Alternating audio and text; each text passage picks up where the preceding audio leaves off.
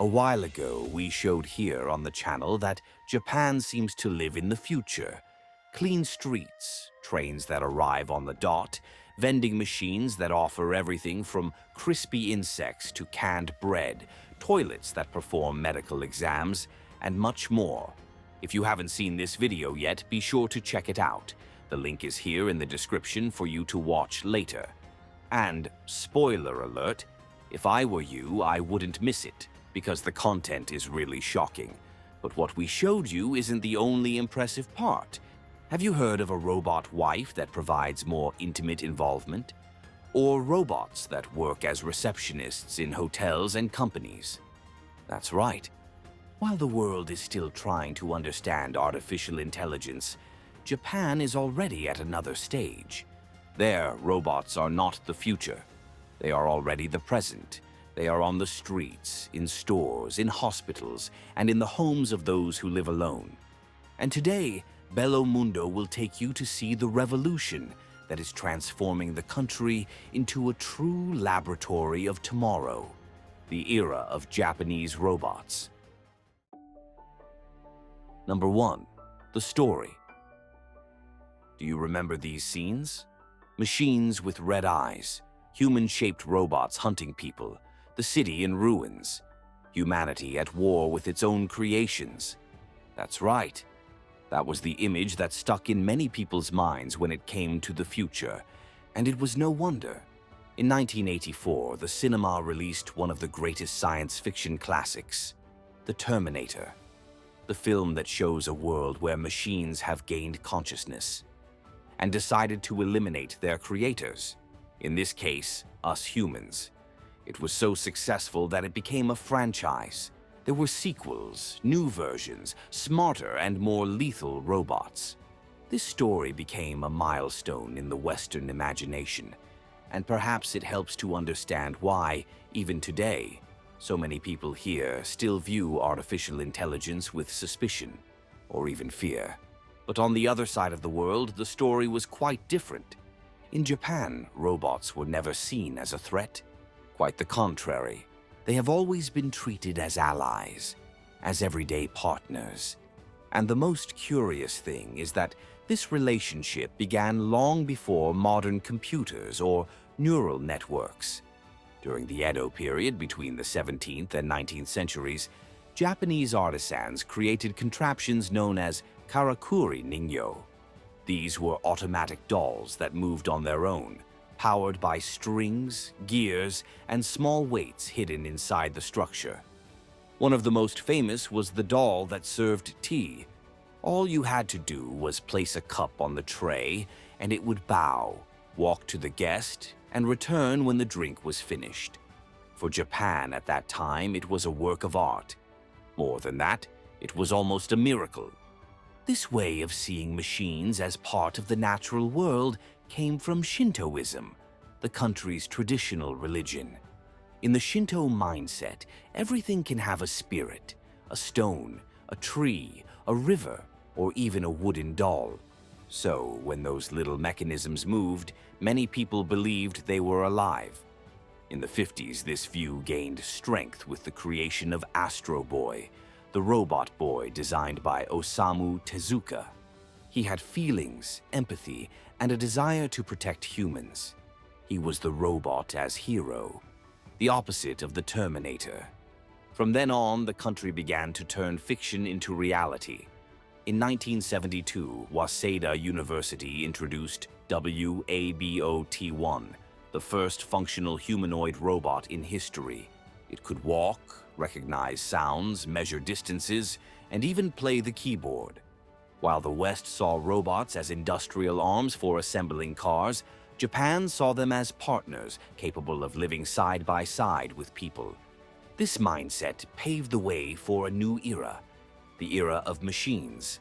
And it was from this point that Japan began to put its robots to work. Number 2. Work robots and practical utility.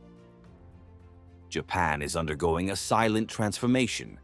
The population is declining, workers are aging, and the younger generations no longer want heavy jobs. While many countries deal with this by reducing production, the Japanese have found another way. They did what they have always done best. They bet on technology. Today, more than 70% of companies say they have difficulty hiring. And it is precisely this lack of people that has made room for a new wave of robots. Not those stuck in factories, but those that already work side by side with humans. One of the best-known examples is the Henna Hotel, the Strange Hotel. The name lives up to its reputation. At the reception desk, you may be greeted by a robot with a human face or a mechanical dinosaur wearing a tie. Check-in takes place at electronic kiosks, reservations are confirmed automatically, and guests receive their room cards without assistance. Inside, a virtual assistant responds to the customer's voice, turns on the lights, closes the curtains, and even sets the alarm clock. What started as a curiosity has turned into a real business model. Today, Henna is a symbol of how the country has been using machines to solve the shortage of employees. And this movement has already spread beyond hotels. In Tokyo, Toshiba created Chihira Kanai, a humanoid receptionist who speaks Japanese, English, Mandarin, and even sign language. She works in shopping centers and tourist spots, greeting visitors, providing information, and helping travelers find their way around. Other versions of her are being tested in airports and hotels, showing that the presence of robots is no longer the exception. But this revolution has not been restricted to counters and lobbies. On construction sites and in factories, robots are also taking on the heavy lifting. The HRP-5P, developed by Japan's National Institute of Advanced Science and Technology, is the best example of this. At almost 6.6 feet tall, it can lift plasterboard weighing over 10 kilograms, fit screws, and assemble structures with precision. All by itself, no remote control, no operator. The idea is to put machines where the work is dangerous and human strength is no longer enough. And the most interesting thing is that this practical presence was only the first step. Because when machines began to share the work, Japan discovered that they could also share something much more human. Care. Number 3, care robots. With one of the oldest populations on the planet, Japan faces a huge challenge. Almost a third of its inhabitants are over 65 years old. The country is aging rapidly, and there are not enough young people to care for so many people who need daily attention. Hospitals and nursing homes suffer from a shortage of professionals, and it is in this scenario that robots have ceased to be a curiosity and have become a necessity. In recent years, the Japanese government has begun to encourage companies and universities to create robots capable of helping nurses, caregivers, and patients. One of the best-known examples is Robert, developed by the Riken Institute in partnership with Sumitomo Riko. It has a robust body, resembles a white bear, and was created to lift patients out of bed, place them in wheelchairs, and even assist in physical therapy sessions. Robert moves smoothly and detects the person's weight and position before acting, preventing accidents. In addition to its strength, it conveys safety and tranquility, which is essential in hospital environments. Another important advance is in domestic support robots, created for those who live alone and have reduced mobility. Some clean, others prepare simple meals, and there are those that remind you when to take your medication. Panasonic, for example, has developed models capable of carrying trays and helping with basic household tasks. This is not a luxury, but a necessity for survival in a country where more and more elderly people live without family members nearby. In hospitals in Tokyo and Osaka, guide robots already take visitors through the corridors, while others transport medicines and surgical materials from one floor to another. They reduce the workload of staff and free professionals to take care of tasks that require human sensitivity. But not all care is physical. Part of it is emotional. Number 4. Companion and affection robots. Japan is a country of crowded streets, but increasingly lonely lives. Amidst the hurried crowds, millions of people live in isolation. They are the so-called hikikomori, young people and adults who lock themselves away for months or even years. Isolation is not an exception. It is a symptom of an aging society that works too much and talks too little. Recent surveys show that a large proportion of Japanese people live alone and miss human contact. And it was precisely in this void that robots found a new purpose. They ceased to be work tools and began to offer something that no machine was created to give: companionship. One of the first examples is Pepper from SoftBank. It is just over 3 feet tall and has large, expressive eyes, reminiscent of a cartoon character. Pepper talks, dances, recognizes faces, and understands human emotions. It can tell if a person is sad, tired, or excited, and responds accordingly based on tone of voice and facial expressions. For this reason, he is used in schools, stores, hospitals, and even Buddhist temples. Another robot that has won hearts is Paro, a baby seal covered in white fur with slowly blinking eyes.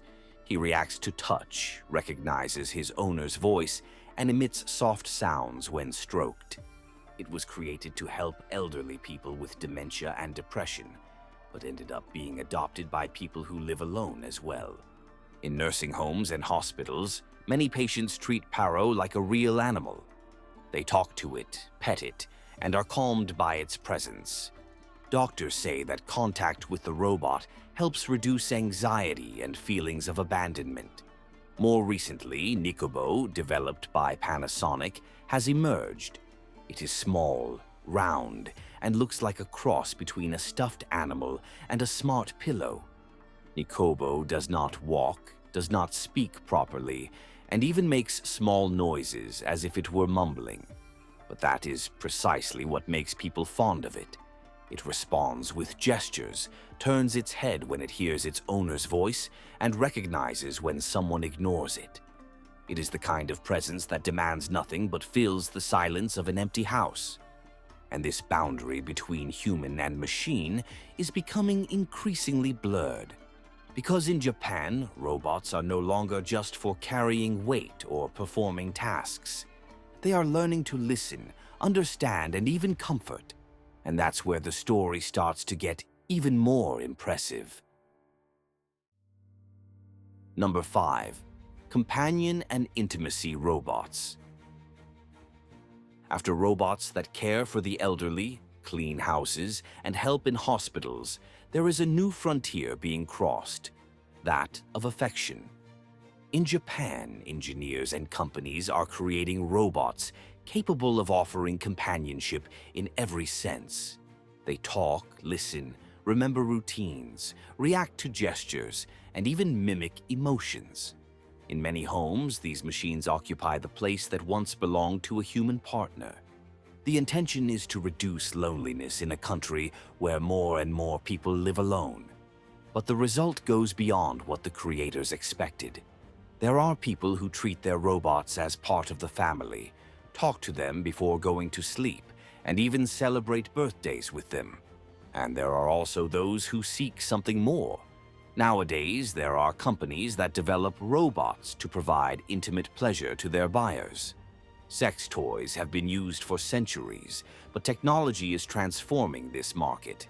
Some companies already produce dolls, mostly female, that perfectly reproduce the human body. And with artificial intelligence, they are gaining the ability to interact emotionally. For between 3,000 and 15,000, some companies deliver a customized robotic sex partner to customers. Appearance is the most customizable part, with different options for eye color, hair, ears, skin color, makeup, and even the shape of private parts. The body shape can also be defined. No doll is capable of walking yet, but one company presents its product as being capable of performing 50 automatic sexual positions. Another manufacturer says its doll is capable of simulating orgasm with neck articulation, facial expressions, moving eyes, and lip movement synchronized with audio. Sex dolls have advanced artificial intelligence software for communication and allow for the customization of artificial intelligence by choosing traits and emotions that you find attractive, including high and low levels of happiness, shyness, and humor. Interestingly, it is already possible to find videos of sex robots on some pornographic websites, and believe it or not, even brothels with professional robots. And do you know what the craziest part of this scenario is? It's that this is going to become a trend.